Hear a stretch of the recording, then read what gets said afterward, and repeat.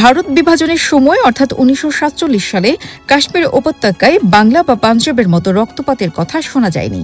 এই সময় ৯৩.৭% মুসলিম জনসংখ্যা অধ্যুষিত কাশ্মীর উপত্যকার সামগ্রিক পরিস্থিতি নিয়ন্ত্রণে থাকলেও জম্মু প্রদেশের পরিস্থিতি একেবারে আলাদা ছিল।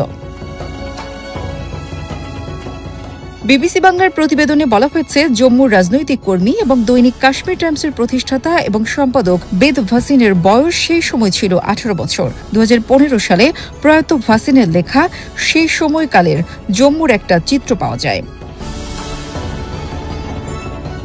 বেদ ভাসিন তার গবেষণাপত্রে উল্লেখ করেছেন, মহারাজার নেতৃত্বাধীন প্রশাসন শুধু মুসলিমদের আত্মসমর্পণ করতেই বলেনি, ডোগরা বাহিনীর বিপুল সংখ্যক মুসলিম সৈন্য এবং মুসলিম পুলিশ অফিসারদেরও ক্ষমতা কেড়ে নিয়েছিল।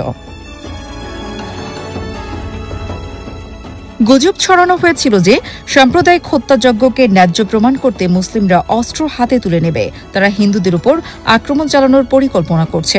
এরপর উধমপুর জেলায়, বিশেষত উধমপুর, চেনানি, রামনগর এবং রিয়াসি অঞ্চলে বিপুল সংখ্যক মুসলিমদের হত্যা করা হয়। এমনকি ভাদের ওয়াহেতে বহু মুসলিম ব্যক্তি সাম্প্রদায়িকতার শিকার হয়েছিলেন এবং নারীদের অপহরণ ও ধর্ষণ করা হয়।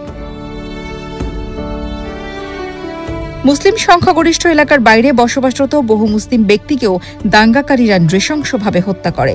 বেদ ভাসিন উল্লেখ করেছেন, মুসলিমদের চলাচলে বাধা দেওয়ার জন্যই এই কারফিউ জারি করা হয়েছিল।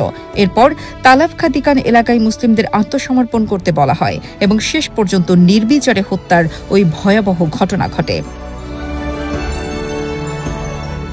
নিরাপত্তা দেওয়ার বদলে প্রশাসনের তরফে বলা হয়, তারা যেন নিজেদের নিরাপত্তার জন্য পাকিস্তানে চলে যান।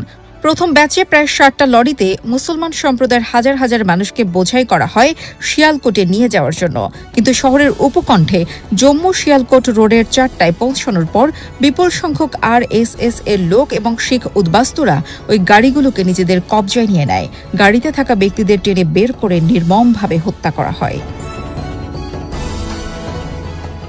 এই হত্যাকাণ্ডে হতাহতের সঠিক সংখ্যা জানা নেই, তবে অনুমান করা হয় এই সংখ্যা ২০,০০০ থেকে ২,৩৭,০০০। এই সময় প্রায় ৫ লাখ মানুষ সীমান্ত পেরিয়ে পাকিস্তান এবং পাকিস্তান শাসিত কাশ্মীরের কিছু অংশে চলে যান।